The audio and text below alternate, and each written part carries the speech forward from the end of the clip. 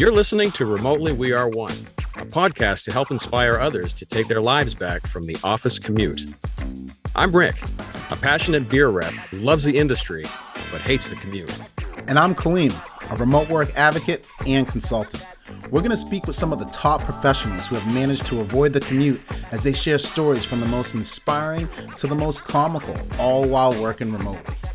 Man, this sounds exciting. Let's clock in. So your boy invites me to a meeting to talk about this podcast. We get on the meeting and he's like, it's nice to meet you, blah, blah, blah, blah, blah. I was like, fam, you met me already. Oh. First of all. Dang, dude. But I understand why you wouldn't remember because you played me to the left real hard. Geez. We were at Running Remote. And I'm standing there with my colleague who I actually brought into this remote workspace. Her name's Deetra. Yeah. Literally, me and Deetra are standing side by side. He walks up, introduces himself to Deetra, does not introduce himself to me. I shake his hand. He was like, nice to meet you. And went right back to talking to Deetra. Didn't say, barely even acknowledged me. I'm embarrassed. Listen. But wait. It gets worse. Was it Deetra Giles? Yes. Okay. Then when I mentioned this, I was like, but you seemed so interested in meeting Deetra. So I was like, it's cool. I'm gonna walk off. You guys were talking environment about DEI. So I felt like you was in the DEI space. So I get why you were like fangirling over Deetra. Totally get that. And you all but mushed me in my face and asked me to move. Damn. I did not listen. That hurts. Wait. So I tell him this, and he was like, actually, I wasn't looking for anybody in DEI. I was on a mission to find remote work experts. I am a remote work expert. Oh my gosh. Wait. Listen, we're not let all me add that I was speaking at Running Remote. He didn't even know that either. Oh, geez. And I'm not talking about when he met me. I'm talking about when we were on this call. He was like, you spoke at it? Holy shit. Listen, I am not perfect, but damn, that's awful.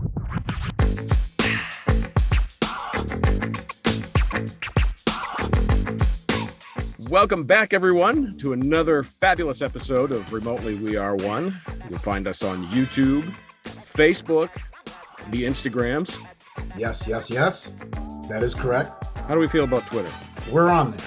We're on the Twitters. We're on the tweets. Mm-hmm. Haven't made it to TikTok yet. We'll get there. We'll get there.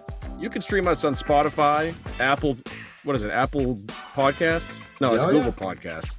Yeah. We're on all the podcasteries. We're on the directories. I just show up and record this show. I don't really know anything about it. I apologize.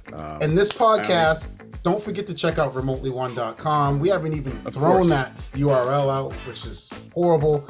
But it's a community of remote work, location-independent professionals with over, close to 2,600 members? So go ahead and join, damn it. Yeah, that's our biggest community. That's huge. Yeah, we got to start doing better marketing that, but we just want you to hear some stuff. I should check that out as a co-host, but we'll get there. We're a work in progress, ladies and gentlemen, and we're about to be outdone by today's guests, aren't we? Yeah. You've already heard in the pre-show. She's got a great personality. She's a forgiving person. Let's start with Thankfully. that. Thankfully, she's very forgiving. She has wonderful hair. I know that my daughter would absolutely love it to have her hair. I would. Yeah. I mean, she can. These were paid for, so. Okay. You absolutely can. Hey, they look beautiful. Our guest today, Rick, has worked remotely, right? In every other way. As a W-2 employee, a freelancer, a business owner. And guess what? Recently, she convinced her employer to let her work remotely. That's cool. How about that? How about it? Yep.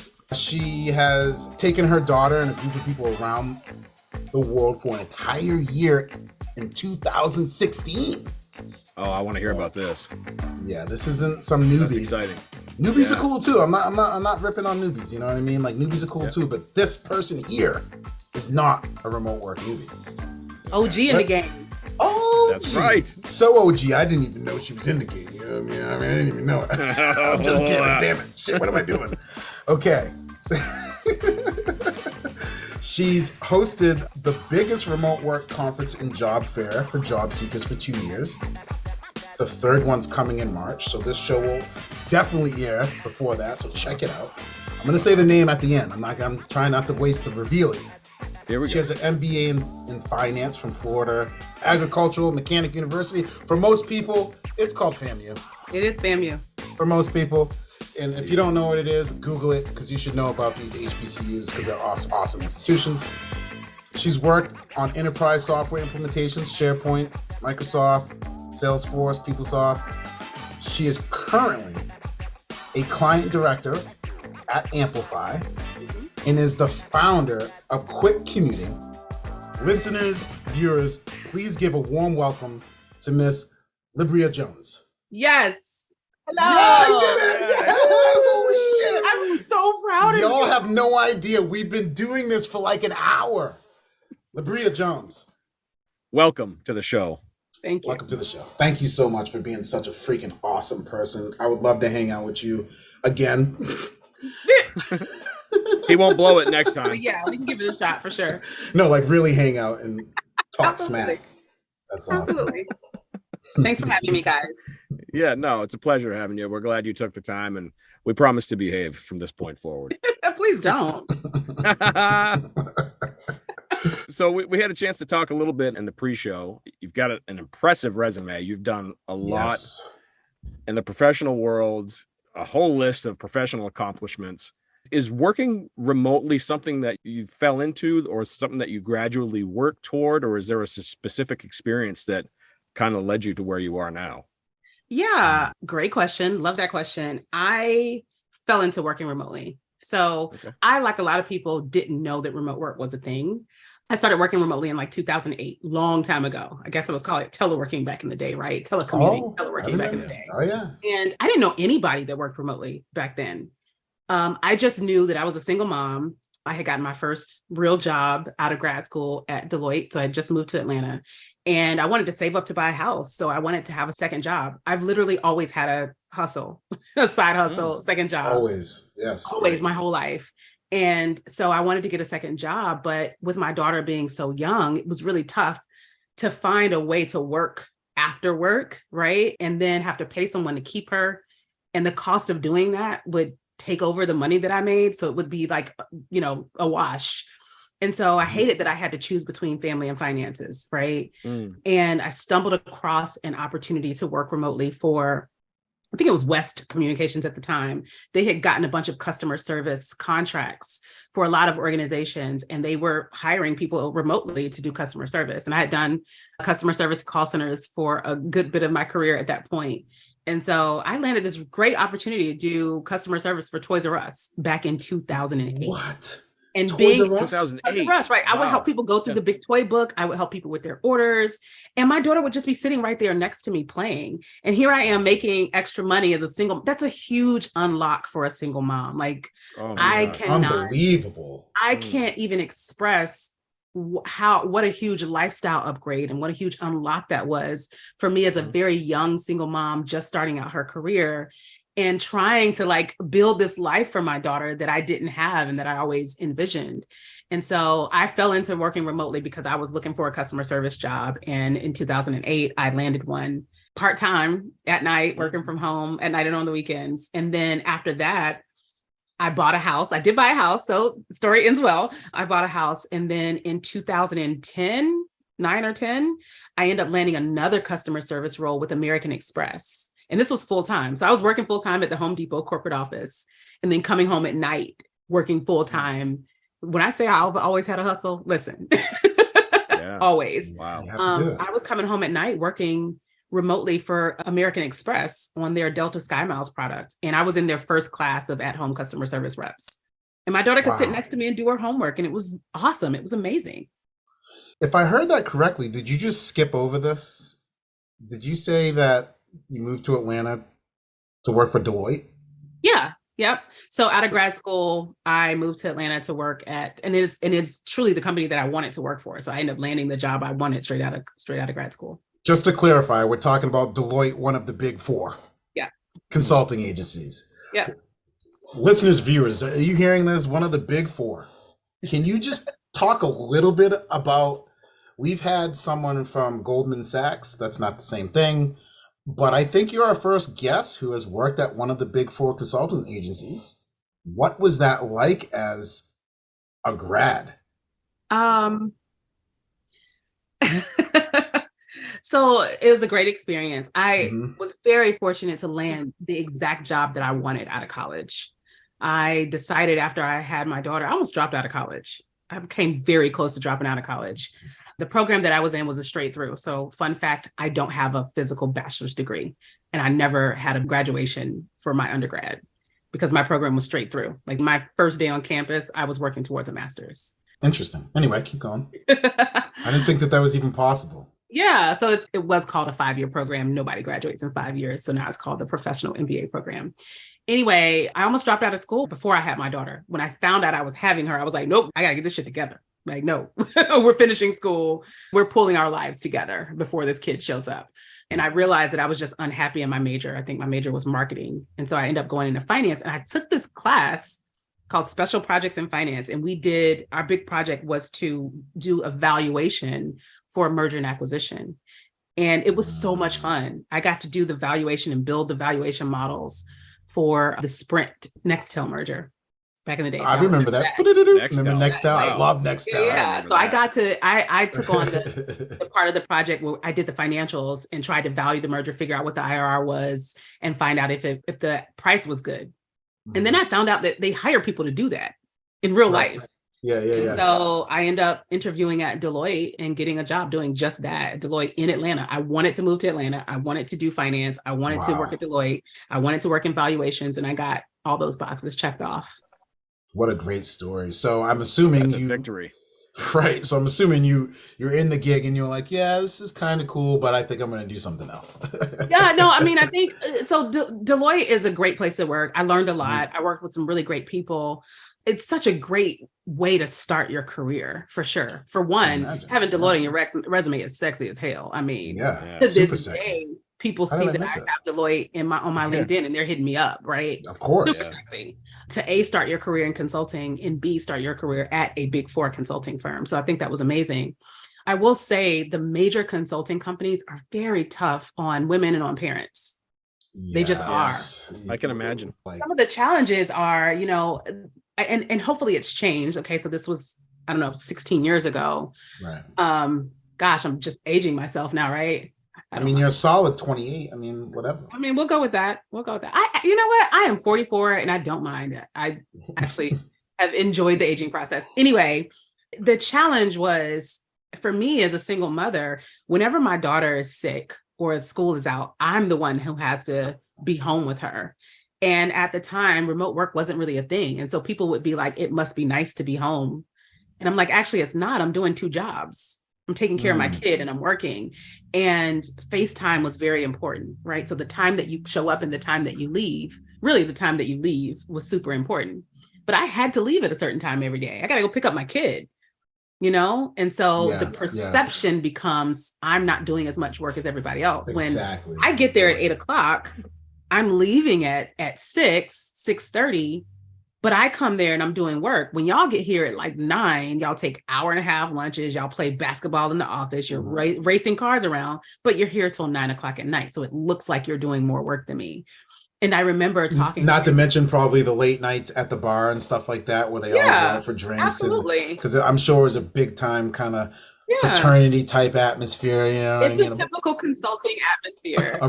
It's a work hard, play hard atmosphere for sure. These guys work really hard, but they also play really hard too. And I just didn't have the capacity to do that. And I distinctly remember waiting around for one of the managers to come to a meeting one day. I think the meeting was supposed to start at like 4, 5 or something. He was super late. And by the time he got there, it was time for me to leave to pick up my daughter.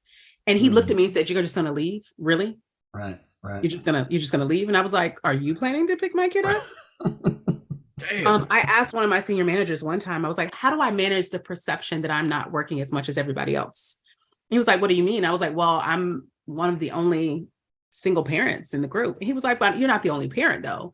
And so he starts naming all these guys. He was like, "Matt has a kid, Brian has a kid, I'm just giving random names, such and such has a kid. And I was like, did they miss the single part, the single parent part? Wait, but I was like, I said, Matthew's wife has a kid.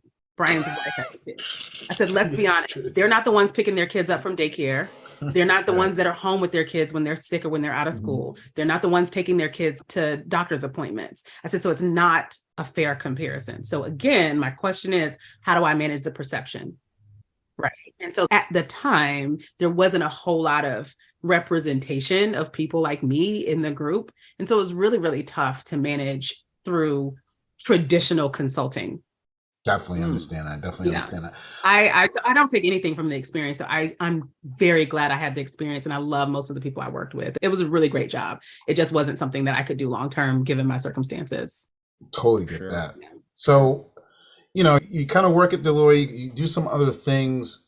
I want to kind of move a little bit towards the idea of you creating a conference, right? Called Quick Commuting. Quick Commuting Conference, yeah. Yeah. What motivated you, what was it about remote work and the concept of creating this job fair that really made you do it? Because there's a lot of job fairs out there, and I don't think they're all that great. And I feel like yours is awesome. And I've heard people talk about it. Yes. I've heard multiple random people that I forgot to reach out to you. I was talking to someone. They're like, you got to check out this conference called Quick Commuting. I think you get a lot of it. I was like, yeah, we should have you speak at the next one. Come through. Let me know. So I'm going to back up just a little bit, because Quick Commuting Conference is, a piece of what I do under Quick Commuting in general. Okay. Okay. Yeah. So I started Quick Commuting as a result of something else I did. So back in 2015, 2015, I launched a company to take a group of people around the world for an entire year. Why? Why did you do that? Because I wanted to leave the country. I had this goal since I was 19 to live outside of the US for at least a year. And then when I had my daughter, that didn't change. I wanted to do it even more. Having my daughter didn't make me say, you know what, I can't do this. This is something that I have to do once she graduates. No, I was like, I need to hurry up and do it before she gets to high school and doesn't want to go anywhere. Right. Yeah. And so I think around the time that she was in the 7th grade, I was like, I'm running out of opportunities to do this. Ideally, I would have done it while she was in elementary school, because kids that young are a lot more flexible, right? The older they get, the more important their friends become. But when she got to 7th grade, I was like, I am running out of time. Next year is probably my last year to do this, because once she gets to high school, she won't want to go. And I was trying to figure out how to make it happen. And first I started applying for jobs, project management positions in the UAE.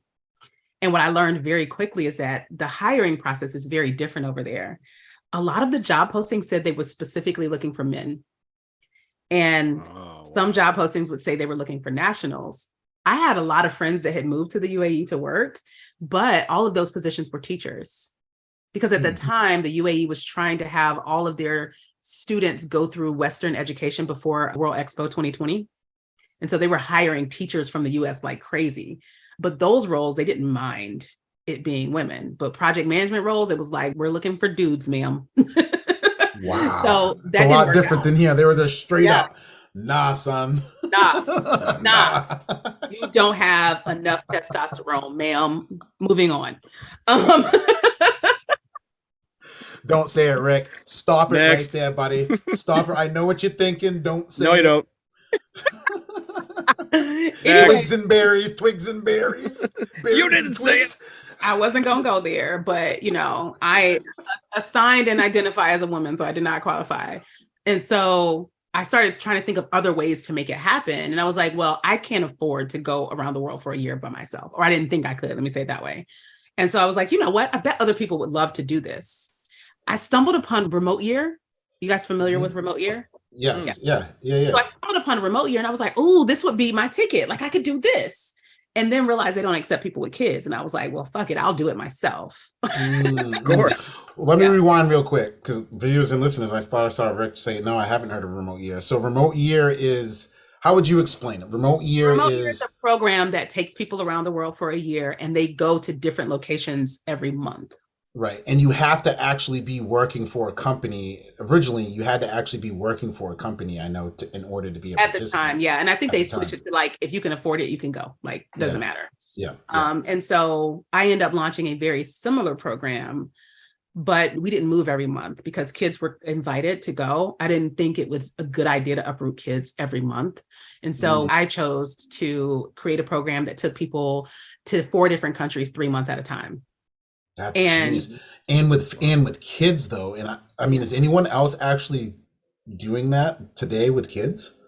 I don't know. I'm not sure. I feel like in my mind, I think Unsettled has opened it up to families. Mm, And okay. I think Unsettled has a family program where they do like Mhm. a month abroad somewhere or something like that. Okay. But I'll be releasing mine again soon. Anyway, back to the story. Let me get back to the story and we'll come back to this. So when I launched it, I found a lot of people were like, I would love to do this, but like, how would I work? How would I pay for it? Mhm. And in my mind, I'm like, duh, get a remote job. Right. But at the time, a lot of people didn't realize that that was a thing.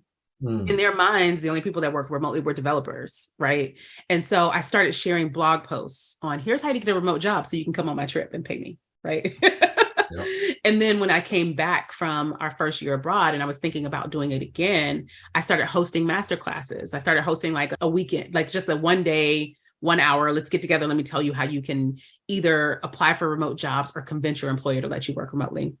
Because to go on the trip, I actually helped five of the people that go. I helped them convince their employer to let them work remotely. Wow. So I was like, let me teach people how to do this. And so it became like a webinar, and then it turned into a course, and that turned into a business. So Quick Commuting is more than just the conference. It's a course. I have a community as well, a coaching community. I share a lot of resources across multiple platforms. I have a blog. And then I set this goal at some point to help 10,000 moms find and land remote work so they can do great work from anywhere and show up for their families the way they desire.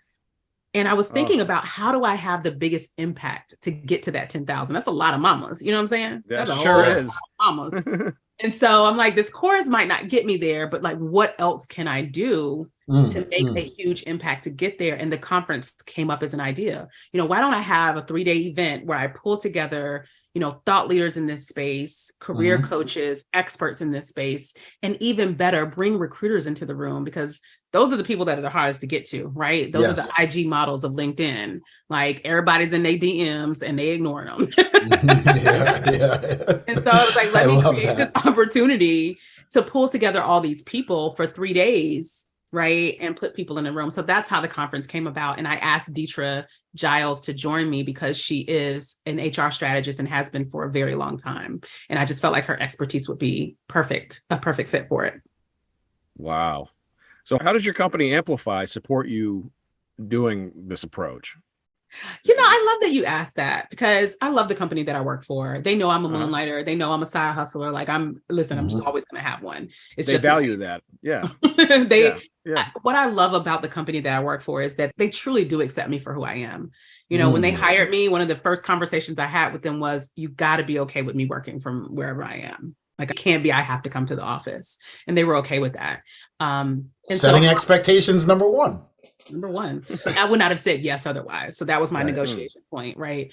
And they have supported me in multiple ways. So in one way, they have not made it difficult for me to do what I do, right? As long as I show up how I'm supposed to show up at work, as long as I deliver results, no one cares about what I'm doing outside of work, which was something I really appreciate. But even better, they've actually spoken at the conference. They've recruited at the conference as well. Wow, that's great. I mean, that level of support is just amazing, right? Yeah.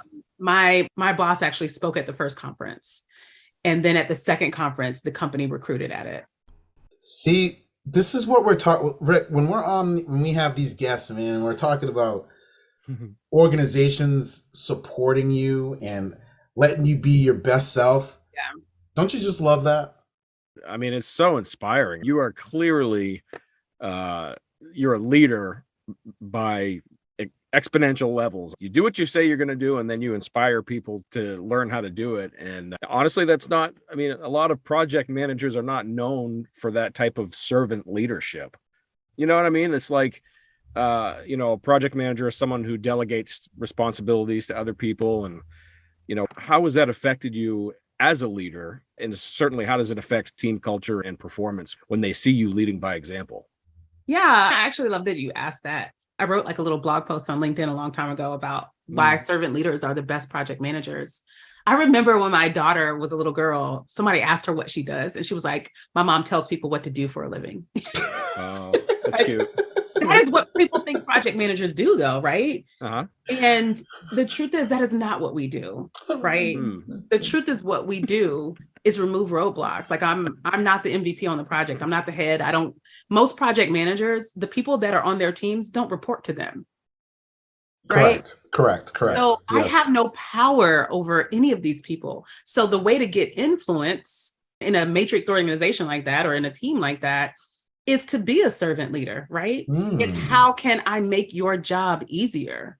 People are willing to go to bat for you if they know that you've got their back, if they know that you're there to make their lives better, right? And so I don't see my role as a delegator, a tasker, a tell you what to doer. I don't ever see my role as a project manager that way. Because when you think about it, I work in an environment where we configure software, we develop software for companies, right? I don't do any of that. I don't build shit. Nada.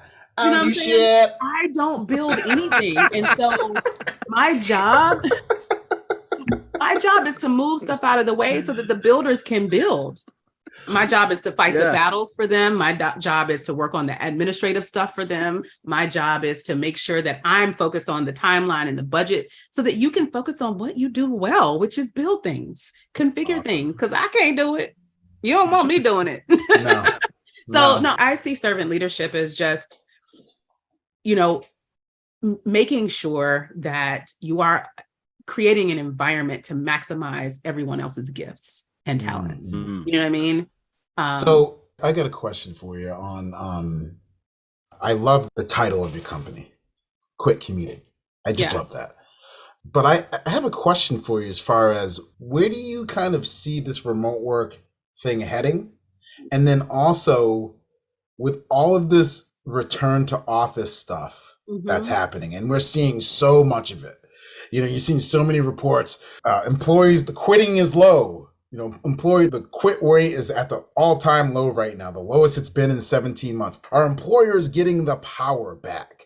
It's like all of these kind of like thoughts and these notions of, we're going to get back to work, although we've been working for 3 years. I hate that phrase. Oh my God. So how do you feel about this whole return to office? You must come in a couple days a week, and you must commute now a few times. What are your thoughts on that? So my thoughts in general, and this is for the general public, is that I don't want people to think that because they're seeing these stories, like remote work is going away. I want to remind everyone, remote work's been here for a very, very long time. Remember I said I've been working remotely since 2008? Yes, right. Remote year started in 2014, right? And they've done a remote year almost every year except for 2020 since then. That means that people were working remotely going on these trips back then, right? And it wasn't 5 people. Like remote year used to take like 40 people on these trips. Right. Okay. So I want everyone to be very clear. Remote work has been here for a very, very long time.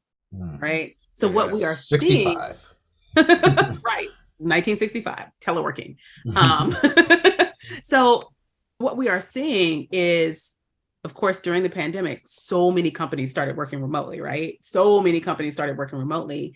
And now that we are out of quarantine and companies are now trying to figure out who they are post-quarantine, we're starting to see some contraction. So let's say that the remote work ball was this big, right? Before pandemic, before everybody else knew about remote work. And then during the pandemic, it like swelled, right, to here. Now it's contracting just a little bit. It's never going to be as small as it was. It won't be as big as it was during the pandemic, but it's still going to be there, right? Right. It's never going to be as small as it was. There's so many more people working remotely now than there were pre-pandemic. When you think about it, yes, a lot of companies are going back to the office. But the other thing is, a lot of companies that went remote during the pandemic are not going back to the office. Right. There are still more companies remote now than there were before the pandemic. Yes. So right. That's growth. So there's still opportunities out there. And people keep saying, the market's slowing down. Let's put numbers to this. Like, earlier, before we hit recession and before everybody started doing layoffs, there were 10 million jobs out there, right? And so there's 40% left jobs. That means still millions of jobs out there. How many do you need? How many job opportunities do you need to get a job? Is 4 million enough? Yeah. Right. And so what I would love for us to stop doing is panicking over huge swings in the labor market. These are big swings because big things have happened, but there is still always that normal amount, right? That normal, stable, consistent amount of opportunities out there, and remote opportunities are no different than that. These are the extremes. We had an extreme shift to remote work, and now we're having a shift back, right? To a normal place, a new normal. Yeah. And I think if there's a silver lining, if we haven't seen it already, certainly in years from now, we're going to see that, maybe the silver lining of the pandemic itself was that it showed us how we didn't want to live, how we didn't want to, the commute, the long hours at the office, all this stuff. Yeah. And, the other thing about that too, is that people are learning about better management styles and leadership. Yeah. Man, listen, poetry snaps for that, because I was just talking about this yesterday when let's get this, baby. Let's get it. Get it. Sorry. I digress. I was talking about this because one of the things that working remotely truly uncovered is, managers that can manage and employees that don't produce. And so I'll be honest, I'm definitely a remote work advocate. I sell a shirt that says "Fuck the office, guys." But whoa! What's that? Where can we get that shirt? On your website? LibryiaJones.com. Okay. Or Libryia Jones if you're. Libryia Jones, baby. Libryia Jones, everybody. It's Libryia Jones. LibryiaJones.com. Damn it. LibryiaJones.com. It's going to be spelled either way, no matter how you pronounce it, but all good. Libryia. I love it. Anyway. But I don't, I understand if companies decide our identity is that we value in-person connection, then that's fine. If that's who you guys want to be, that's fine. What I don't like is when companies say we're going to work in the office because people aren't productive. That's not true. Right. Just say what it is. You want people in the office. You don't trust people, and you think that this is how you control people. Oh, and we bought $100 million building. I don't want this shit to go to waste. It's that part. So the truth is, you think you have a sense of control when people are in the office. The real truth is you can't control anybody, right? And studies have shown since way before remote work was a thing that people aren't that productive at the office. Right. When I started this journey in 2008, statistics were that remote workers were more productive than in-person employees. And that was back then. And that was back in 2008, and it has not changed. Those numbers have not changed, right? And think about the tools you were using when you were working for Toys R Us. I mean, think about that. Exactly. The tools were nothing back then compared to what you have now. And the tools are even better. So I'm even more productive now, right? And there's just so many reasons why. So the argument that employees aren't as productive is a whole lie. And the truth is, the employees that are not productive, you want them to uncover themselves. You want them to self-select out. If you can put your employees in an environment where I can see you producing versus I can see you doing FaceTime, just being here, that's the best position to be in. So I think remote work is a great opportunity for you to level the playing field and say, who's actually producing work, right? That's very true. But a lot of companies they're not comfortable with that truth, And in their minds, the seeing, the being in the room, the walking by the desk and all of that feels like control to them.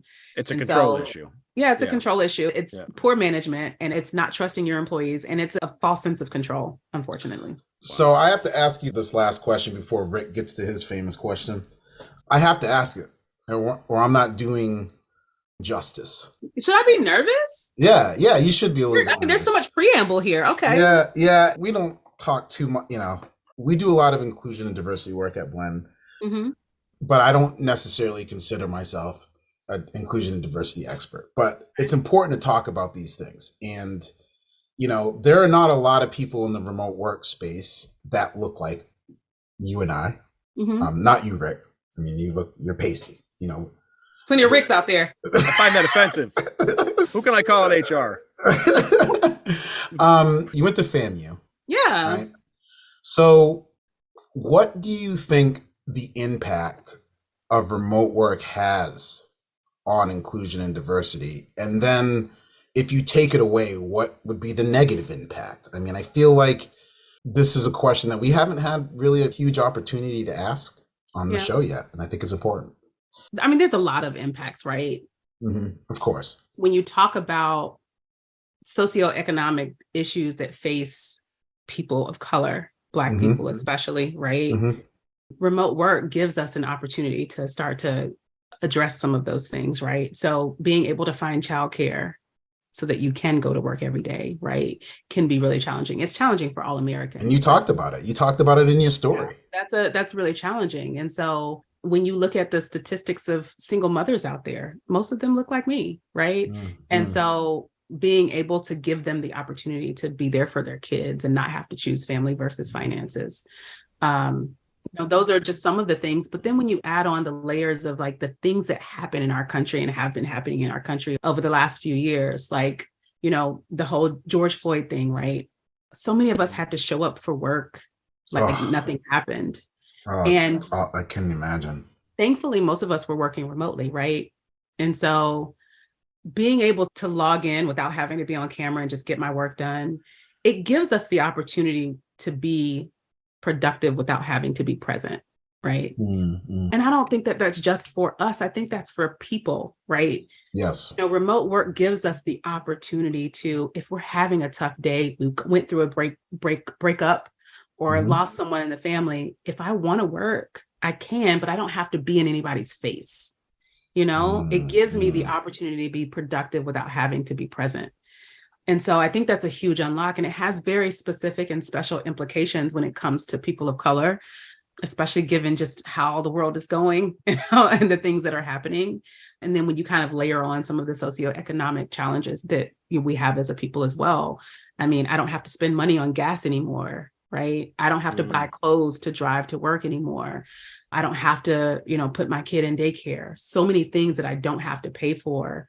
And then just typically the types of jobs that are remote tend to be better paying positions as well, right? True, and so now we're talking about putting ourselves in a position where we're earning more. Black folks, for people of color, for women, for Black women especially, who earn pretty much the least out of anybody, it starts to put us in better positions where we can get jobs that have salaries that can help us close the wealth gap. Yeah. I think that remote work has implications that a lot of us hadn't even considered that are really great for all people. Yes. But definitely impact people of color in very special ways, I think. Yeah, I agree. Not to mention the ability for you to move. I was just about to say that too. Yeah. Yeah. And not just to move your location. Like I moved to Tulsa. It's much cheaper here than it is in Atlanta, but also the ability to move about the world. Right. And so now, a lot of us are able to live a life where we can get exposure that we never would have gotten. The idea that I could pick up and move to, Mexico if I wanted to, or Colombia if I wanted to. I took my daughter around the world for a year. Like, what little Black girl gets to do that? For real. What girl gets to do that? What little girl gets to do that? And especially, and on top of that, what little Black girl gets to do that, And just moving out of neighborhoods too. I live in Sandy Springs. It's a lot more expensive in North Atlanta than certain areas. But if you're in a remote gig and it's easier for you to be, a little bit more agile. So thank you so much. I think it's super important, and it's great phrase. Choose between family and finances and family. I love that phrase. Thank you. Yeah. Words to live by, for sure. Yeah. Nobody wants to do that. No. Can I have both? Right. Yeah. So, Miss Libryia, could you do us a huge favor and share with us? This is Kaleem's favorite segment. Bring it to me. Please share with us, if you wouldn't mind, a comical or inspiring moments that you recall while working remotely. You know what? So this isn't necessarily. I was working in Colombia, And this was during our year abroad, and everywhere we went, my daughter played soccer. I put her on a football team every location because it was something that she did when we were in the US, and I wanted her to continue that during our travels. And so she was on this soccer team in Medellin, and pretty much no one on the soccer team spoke English. Nobody. The thing is, I speak Spanish. My daughter does not, but I do. So, we may do. I think there was one girl on the team that spoke English, and she would help my daughter out whenever she was there. But anyway, one day we were at practice, and after practice, they all kind of gather at this little like gas station bodega type spot across the street. Mm-hmm. And I walked over to pick my daughter up because typically I would drop her off and then just go sit down in the coffee shop and work and then come back and get her for practice. I came and got her for practice one day. And as I was leaving, the coach is behind me yelling, "Negra, negra." What? Like, what the? Negra! Negra! Like, Negra! Okay. All right. I don't want to have to fight my daughter's coach in friggin' Medellin. Why are you yelling? Okay, wait. So I keep walking. I know she's calling me. I know she is. Holy shit. I keep walking. Another parent assumed that she didn't hear me and joined in. So now I got two people yelling at me, "Negra, negra." Oh my gosh. Holy shit, ladies. So finally I was like, okay, I'm just in this. I turn around. Yes, see? And she walks up to me and she just wanted to tell me that, what time the game was and it was in a different place or something like that. And I was like, I leaned in close to her. I put my hand on her shoulder and I was like, "Me llamo Libryia. Yo soy Libryia. Dice Libryia." She looked at me and she was like, "Entiendo." What's it mean? What's it mean at the end? So listen. What does it mean? No, when she responded, I don't know Spanish. Here's the thing. Negra means black. So it was like I knew that. It's like the equivalent of her yelling black, "Hey black, hey black, hey black" to me. I mean, that's cool if we both look like us. There's a range of Colombians. There are Colombians that look just like me. Okay. A lot of them, actually. There's a town called Choco full of them. Choco for chocolate. Oh my that's God. not even a joke. That is not even a joke. There is a town called Choco. Yeah, you know where I know where you must live. But wait. But wait. So it's actually really normal, right? So a lot of Latin American folks call each other by their color. Blanca, Morena. Like you heard Boricua, Morena, right? So like I could go to Starbucks, like me and my homegirl, we would go to Starbucks and she's a white woman and they would on our cups, they would write Blanca on her cup and Morena on mine. Right? So it's normal. What they were doing was normal. And I know that it's normal, which is why I didn't get upset. But also I'm American, okay? We don't do that. Right. You cannot yell black at me, ma'am. Oh my God. That's why I was like, "Yo soy Libryia, okay? Me llamo Libryia." Stop it. Me llamo Libryia. I was like, "Dice Libryia." I was like, "Say Libryia. Say my name." Libryia. Say it, Kaleem, because you can't say it. You dumbass son of a bitch. She was super sweet. And she meant no harm. But I'm American as hell, okay? Well, that was the American in you that jumped to that conclusion. Listen, I've been in South America. I have been there for 2 months at this point, right? And I've been all through Latin America and multiple countries. And so I know they do this. I have been to Starbucks multiple times. And sometimes they might write Morena and sometimes they write Negra. It just depends on who thinks I'm light skinned and dark skinned, right? That's hilarious. That's a good one. Well, I've seen this. But the American girl in me was like, I can't let this fly. I cannot. And you didn't. Congratulations. Well done. Yeah, but anyway, she played soccer on the team for a while. We had a great time. Wow. Good. That's great. Libryia Jones, thank you so much for joining us. Where can our listeners and viewers find you? Well, my Instagram is Libryia Jones. Pretty straightforward. I also have YouTube as well. And on there, I share a lot of remote work tips, but I also share a lot of travel and lifestyle stuff. It's kind of where I go have a lot of fun. But if you just want remote work stuff, then holler at Quick Commuting. And you can join the Quick Commuting Academy if you go to quickcommuting.com. It's free to join. There is a paid version as well. You get more benefits, but come through, get the free stuff. Get the free. I tell people, you don't have to spend money. Like, there's so much free information out there. But if you need more guidance, you need more structure, then go ahead and pay a little money to get that. And then also come kick it with me at the Quick Commuting Conference. It's happening March 2nd through the 4th, virtually. Oh, virtually. Okay, cool. All right. It is virtual. Nice. So it's on the website as well, quickcommuting.com. Oh, fantastic. Well, thank you so much. Thank you for being such a cool person. Didn't know you spoke Spanish. You have a wonderful smile. Y'all got to check out the video if you're listening. I mean, she's doing her thing. She's solid 22 years old. Thank you so much. And let's hang out sometime for sure. Absolutely. Thank you, guys. Come back and see us, okay? We'll do. All right. Thanks again, Libryia.